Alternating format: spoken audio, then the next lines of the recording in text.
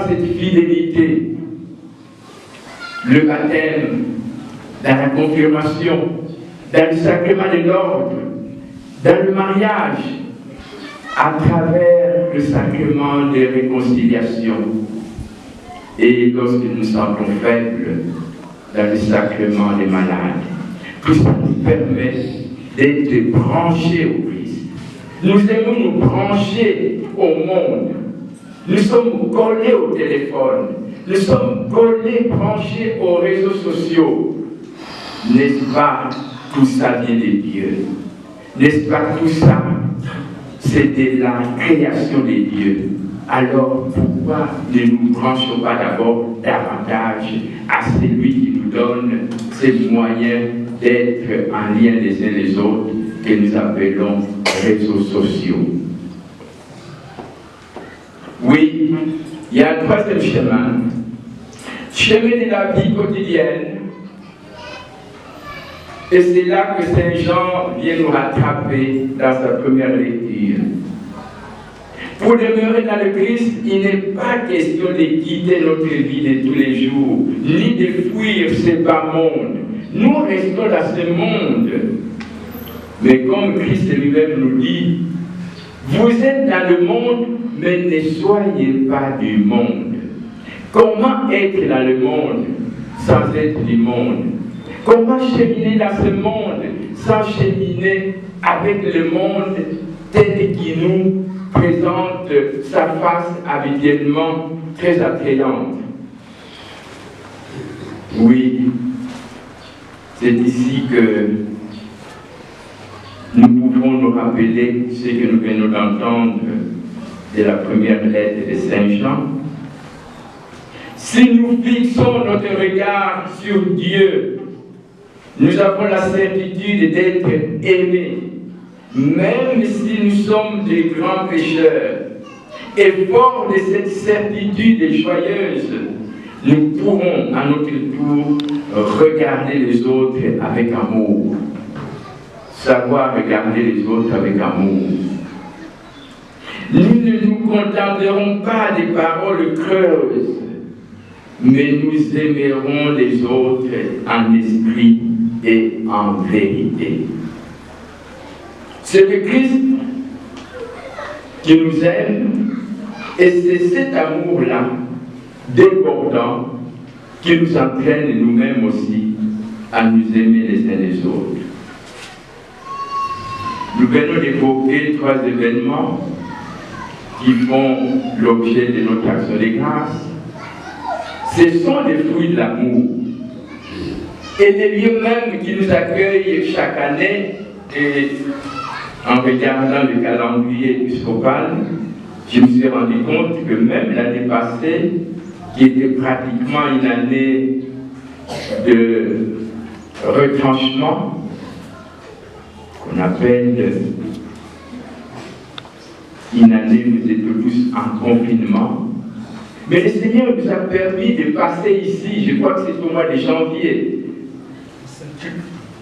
à février, voilà. Donc c'était à la fin du mois de janvier, nous avons pu y venir et peu de temps après c'était le confinement. Donc c'est pour dire que sincèrement, c'est avec beaucoup de joie que j'ai dit cette messe, parce que le Seigneur m'a permis depuis le début pratiquement de ces lieux, j'ai pu annuellement passer ici et être présent. Et j'ai toujours été frappé par ce qui pousse ici. Les bâtiments, les personnes, les projets, les dynamismes. Mais derrière ça, vient la solidarité, qui est l'amour de Dieu. Puisque nous pouvons admirer, chers frères et sœurs, ce n'est pas forcément des grands riches qui apportent leurs dons. Ce n'est pas forcément des grands banquiers qui mettent à leur disposition les colossales sommes d'argent qu'ils ont. C'est aussi des tout petits, exactement comme nous, Mais dans cette dynamique, la solidarité, dans cette dynamique de savoir dire merci à Dieu, dans cette dynamique de savoir rendre grâce à Dieu, il y en a qui s'efforcent tous les jours de mettre à côté les peu qu'ils ont, qui auraient pu leur permettre de passer un petit moment de joie, de prendre un verre de vin, de prendre un chocolat, de prendre une tartine, de prendre un yaourt. Même les enfants qui apprennent dès le passage à mettre de côté pour que les jours de la sainte enfance, ils puissent avoir quelque chose à envoyer à leurs frères et sœurs qui sont dans les besoins. Ça m'a toujours interpellé parce qu'effectivement, pour avoir vécu en Occident, je sais comment ces choses marchent.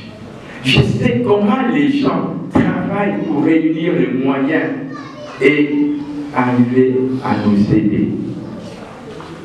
Oui, bien-aimés dans le Seigneur, action de grâce, véritablement, nous voulons dire merci à Dieu. Parce que même ces personnes-là qui sont capables de nous aider, c'est grâce à Dieu. C'est lui qui suscite en eux cet amour, cette générosité, cette disponibilité, cette solidarité. Mais ce même Dieu suscite aussi en nous la même générosité, la même solidarité, la même disponibilité. Encore faut-il que nous soyons attachés comme des sarments qui sont attachés à la vigne. C'est là que se trouve la différence. Lorsque on n'est plus attaché à la vigne, on devient un sarment sec, mort. On n'est plus capable de voir l'autre comme un frère, comme une sœur.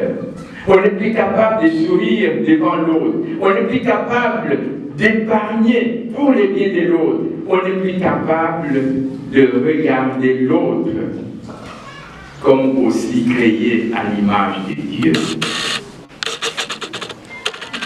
Monsieur l'abbé, merci beaucoup pour avoir organisé cette réunion, cette rencontre autour de la table du Seigneur, qui est le lieu par excellence qui nous révèle l'amour de Dieu. Parce que l'Eucharistie, l'autel nous rappelle que quelqu'un est mort pour nous et qu'il est toujours vivant pour nous. Et donc chaque fois que nous allons à l'Eucharistie, nous sommes invités nous aussi à être capables de mourir pour l'autre. Et nous serons aussi vivants. Il est vivant. Il est ressuscité. Il est ressuscité. Il est présent parmi nous. Qui? Jésus. Où? Alléluia. Oui, il est toujours vivant. Et nous aussi, si nous sommes attachés à lui, nous serons toujours vivants. Il est toujours plein d'amour et de miséricorde. Et nous aussi, si nous sommes attachés à lui, nous serons toujours pleins de miséricorde et pleins d'amour. Voilà le message que nous recueillons de la parole de Dieu de ce matin. Il est la vigne, nous sommes les sarments. Quiconque demeure en lui porte beaucoup de fruits. Et les fruits, c'est quoi? C'est de nous aimer les uns les autres comme lui-même nous a aimés. Et cet amour les uns les autres se manifeste notamment à travers la capacité de rendre grâce à Dieu, la capacité d'ouvrir sa main, d'ouvrir son cœur, d'ouvrir tout son être pour être totalement aux autres qui sont nos frères, nos sœurs.